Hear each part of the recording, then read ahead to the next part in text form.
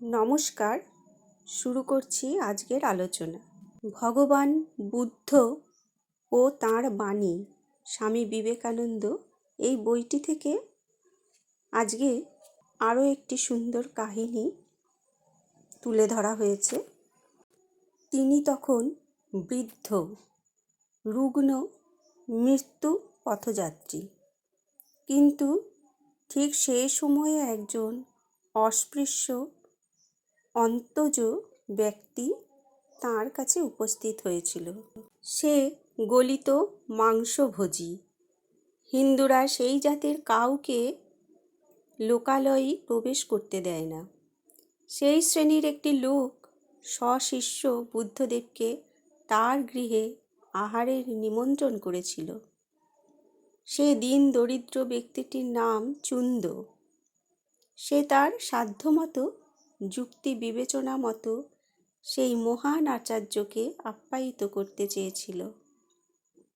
তাই প্রচুর শূকর মাংস এবং অন্ন প্রস্তুত করে বুদ্ধদেব ও তাঁর শিষ্যগণকে সে পরিবেশন করল। বুদ্ধদেব একবার সেই আহার্যগুলি তাকিয়ে দেখলেন। শিষ্যরা সবাই ইতস্তত করেছিল তারা সেই ভোজ্যদ্রব্য গ্রহণ করবে কিনা। বুদ্ধদেব তখন তাদের বললেন, এ আহার্য তোমরা কেউ গ্রহণ করো না, তাতে তোমাদের ক্ষতি হবে। কিন্তু তিনি নিজে শান্তভাবে আসনে বসে সেই আহার্য গ্রহণ করলেন। তিনি সমদর্শী, তিনি আচার্য, অতএব তিনি চুন্দ প্রদত্ত খাদ্যও গ্রহণ করবেন, এমনকি শূকরের মাংসও খাবেন। তাই তিনি খেলেন। স্থিরভাবে সেই আহার্য গ্রহণ করলেন। তিনি তখন মরণাপন্নই ছিলেন। এখন মৃত্যু একেবারে আসন্ন উপলব্ধি করে বললেন, ওই বৃক্ষের নিচে আমার জন্য শয্যা করে দেওয়া হোক। আমার মনে হচ্ছে আমার প্রয়াণের সময় উপস্থিত হয়েছে। তারপর সেই বৃক্ষমূলেই তিনি শয্যা গ্রহণ করলেন এবং সেখানেই দেহত্যাগ করেন। আর সেই শয্যা ছেড়ে উঠতে পারেননি।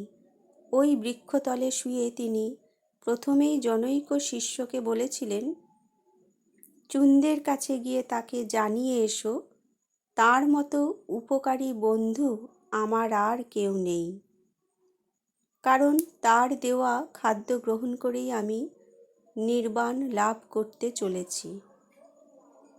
এরপরেও কতক লোক তাঁর কাছে উপদেশ লাভের জন্য এসেছিল। একজন শিষ্য তাদের উদ্দেশ্য করে বলেছিল, প্রভুর খুব কাছে তোমরা যেও না, তিনি এখন মহাসমাধিতে নিমগ্ন হতে চলেছেন। কিন্তু সে কথা শোনা মাত্র বুদ্ধদেব বলে উঠলেন, না না, ওদের আসতে দাও। আবার কয়েকজন লোক এলো, আবার শিষ্যরা তাদের বাধা দিতে গেল। কিন্তু আবার বুদ্ধদেব তাদের নিকটে আহ্বান করলেন। তারপর তাঁর অন্যতম প্রধান শিষ্য আনন্দকে ডেকে বুদ্ধদেব বললেন, বৎস আনন্দ, আমি চলে যাচ্ছি, সেজন্য শোক করো না, আমার জন্য চিন্তা করো না। মনুষ্য জীবনে মৃত্যু অবধারিত।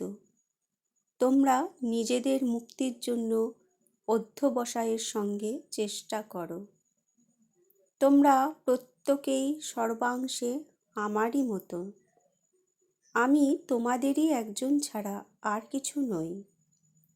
অশেষ তপস্যায় আমি আমার জীবন গঠিত করেছি, সুতরাং তোমরাও অক্লান্ত চেষ্টা দ্বারা বুদ্ধত্ব লাভ করতে পারো।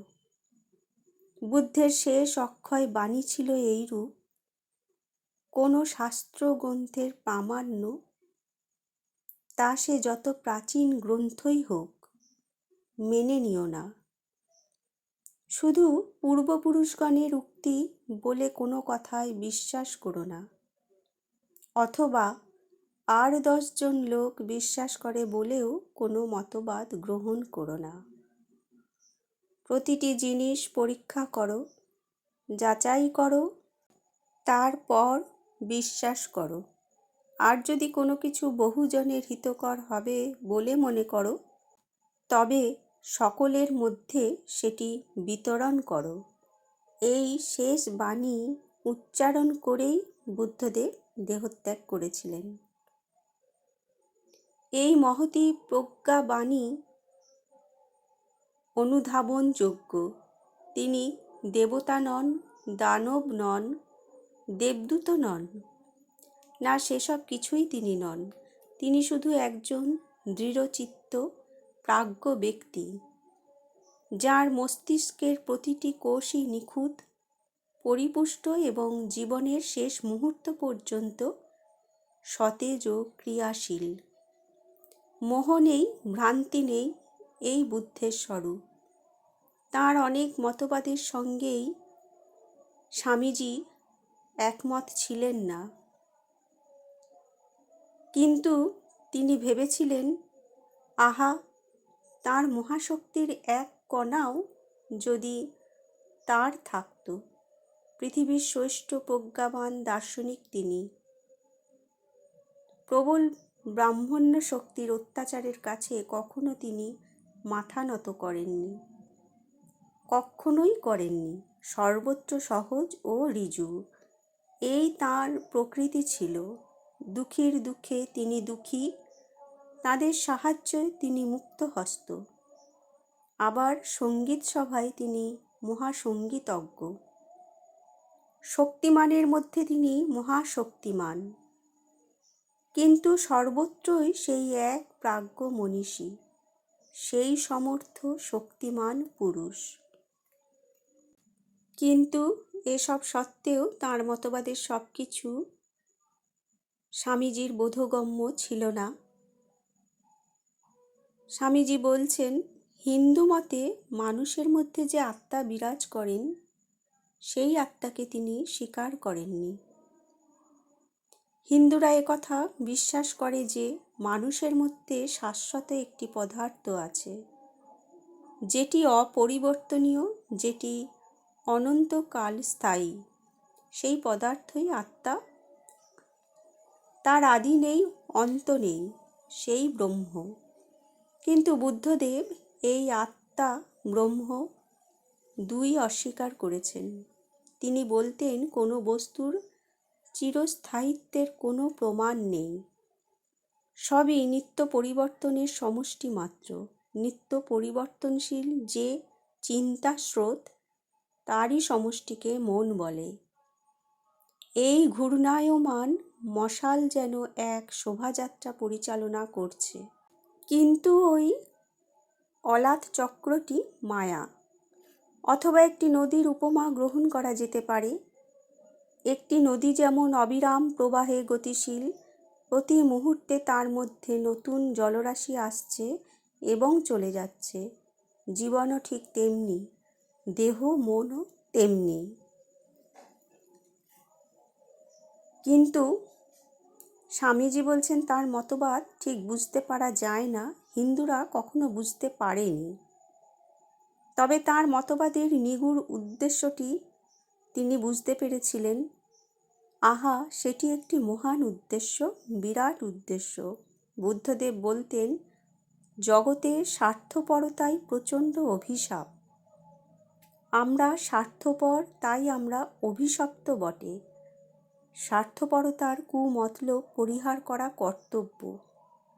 এটি একটি ঘটনা প্রবাহেরই মতো জীবন বয়ে চলেছে, নদী প্রবাহের সঙ্গেই তুলনা হতে পারে।